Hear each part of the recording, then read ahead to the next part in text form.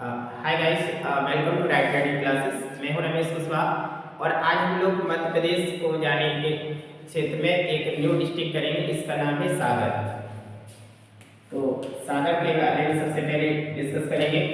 सागर का एक निकनेम है, इसको जाना जाता है मध्य प्रदेश का स्विट्जरलैंड। मध्य प्रदेश का स्विट्जरलैंड।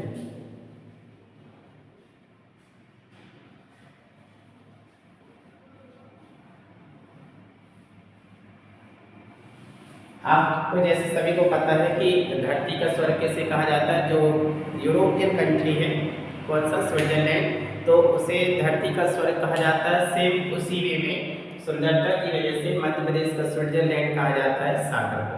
तो सागर के बारे में हम लोग हर एक डिस्ट्रिक्ट को अलग अलग वे में पढ़ेंगे कि कैसे आप इसका सबसे पहले हम लोग इसमें देखा करेंगे कि इसका ऐतिहासिक महत्व क्या है, ऐतिहासिक पृष्ठभूमि कौन सी है।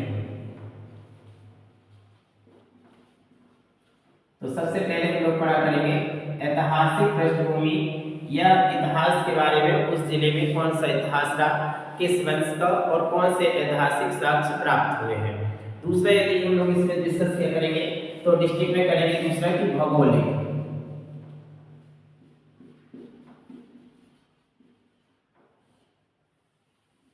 इसका अर्थ है कि उस जिले में भौगोलिक क्षेत्र क्या है, सबसे बड़ा कोई क्षेत्र जैसे अभ्यारण्य है, जनसंख्या के बारे में डिस्कस करेंगे और वहां पे पाई जाने वाली प्रमुख नदियां और कोई बांध है तो उसको हम लोग डिस्कस किया करेंगे भौगोलिक ज्योग्राफी। इसका अर्थ है ज्योग्राफी के तहत। तीसरा हम लोग करेंगे आर्थिक उत्पादन केंद्र। आर्थिक उत्पादन केंद्र,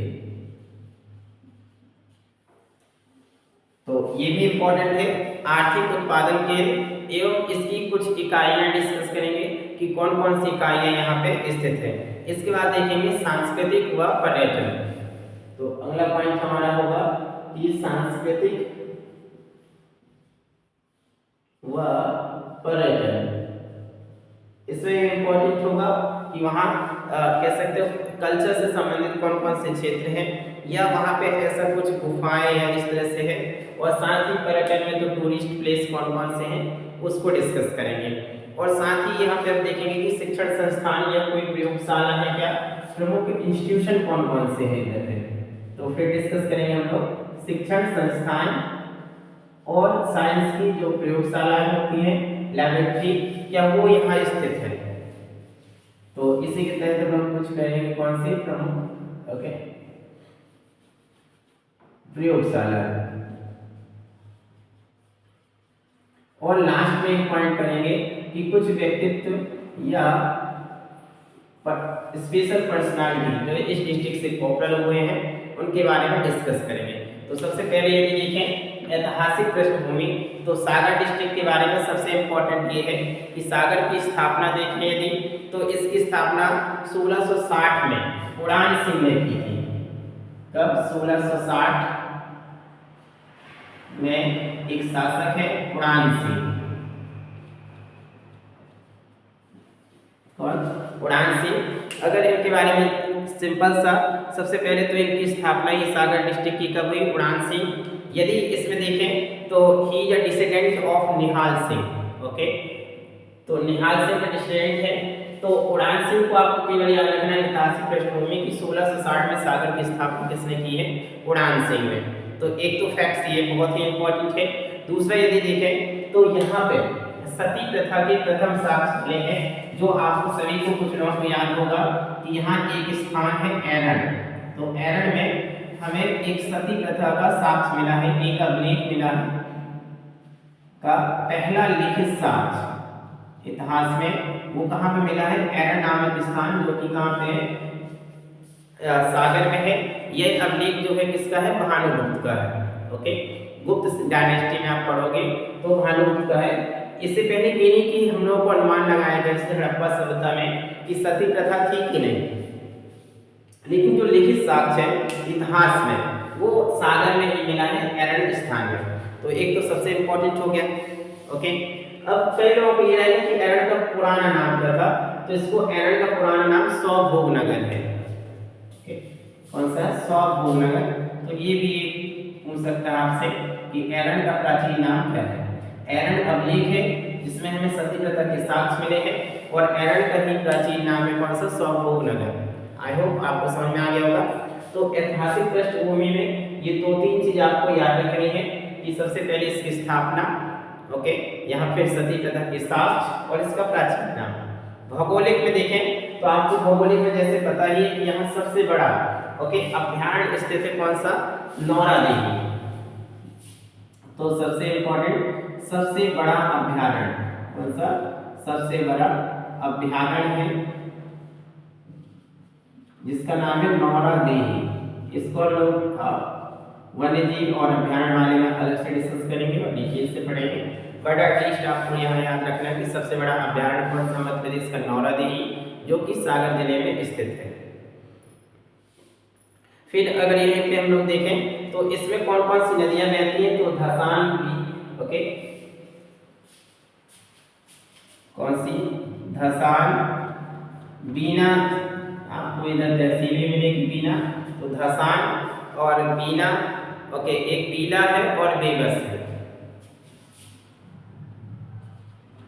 बेबस ये नदी का नाम है, तो आपको याद रहेगा बेबस, और एक और है बीला।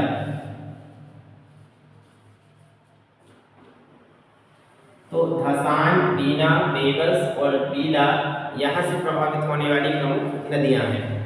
जनसंख्या की क्षेत्रफल की दृष्टि से देखें तो जो प्रदेश का दूसरा सबसे बड़ा जिला है, इसे जनसंख्या की दृष्टि से सागर की जो पोजीशन आती है वो कौन सी है, सेकंड। फर्स्टली आपको पता ही है कि सबसे ज्यादा अलग अलग कौन सा है, इंदौर है जनसंख्या की दृष्टि से, तो उस तरह से अलग, ओके, क्षेत्रफल की दृष्टि से छिंदवाड़ा, तो हम लोग उसको लेटर डिस्कस करेंगे। तो ये रहा आपको कौन सा, भौगोलिक, कि भौगोलिक में आपको कौन कौन से याद करना है।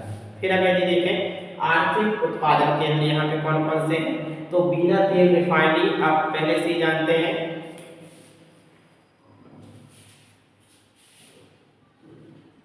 बीना तेल रिफाइनरी, बीना तेल रिफाइनरी ये बहुत ही इंपॉर्टेंट है। कहाँ है, आगा साउथ गांव,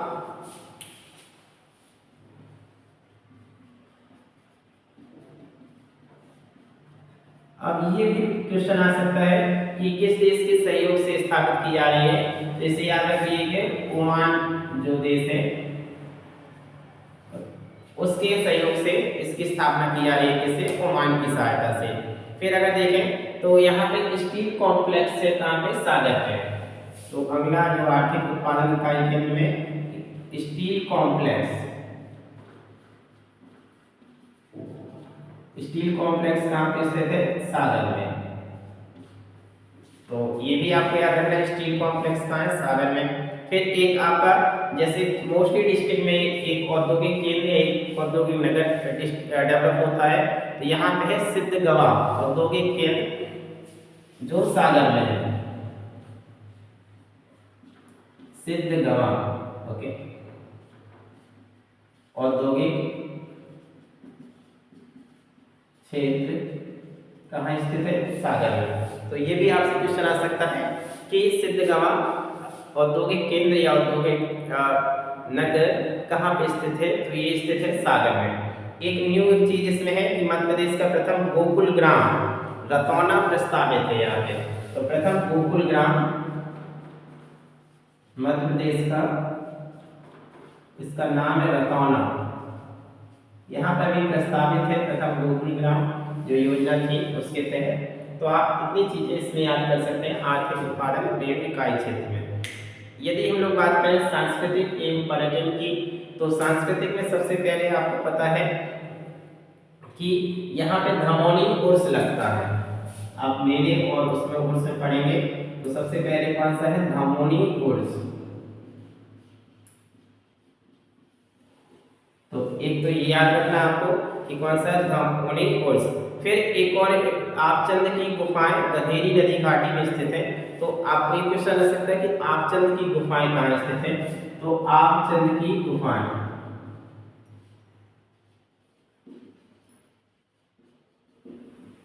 तो आपको गुफाओं में स्थित ये करना है। दूसरी चीज यहाँ पे ये करना है आपको कि यहाँ दर्शनीय स्थल एरन तो है ही पर्यटन में, यदि देखें एरन एक सूर्य मंदिर है यहाँ पे, तो सागर में क्या है सूर्य मंदिर।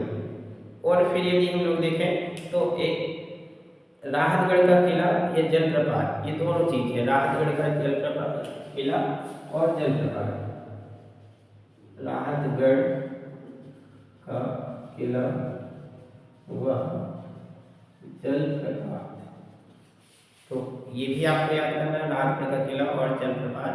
साथ ही एक कह सकते हो मंगलगिरी और लाखा बंजारा झील, ये याद करना है, लाखा बंजारा झील।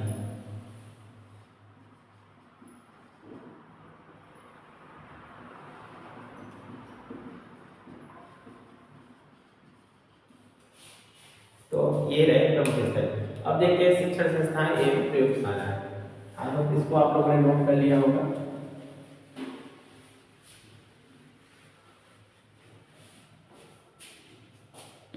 तो शिक्षण संस्थान में बहुत ही इंपॉर्टेंट है, मध्य प्रदेश का पहला जो विश्वविद्यालय है या पहली यूनिवर्सिटी है डॉक्टर हरि सिंह गौर यूनिवर्सिटी, वो सागर में स्थापित है और ये मध्य प्रदेश का प्रथम विश्वविद्यालय है।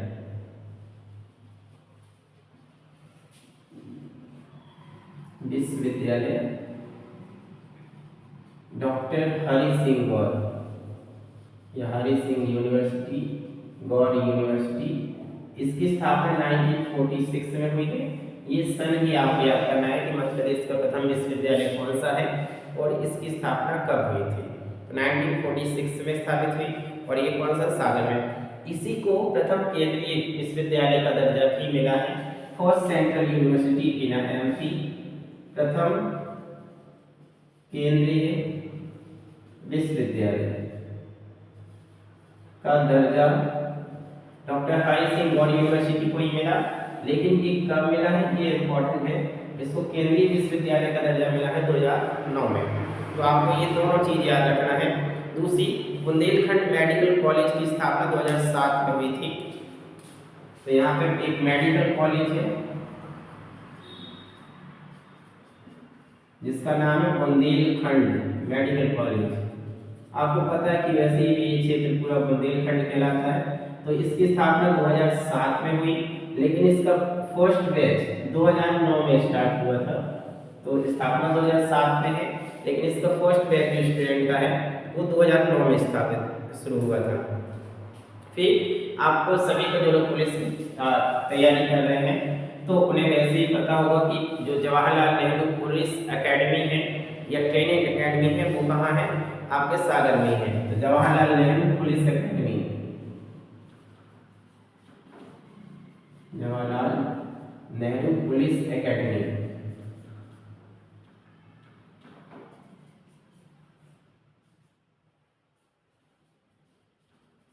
ये कहाँ पे स्थित है, सागर में। तो एक तो ये इंपॉर्टेंट हो गया।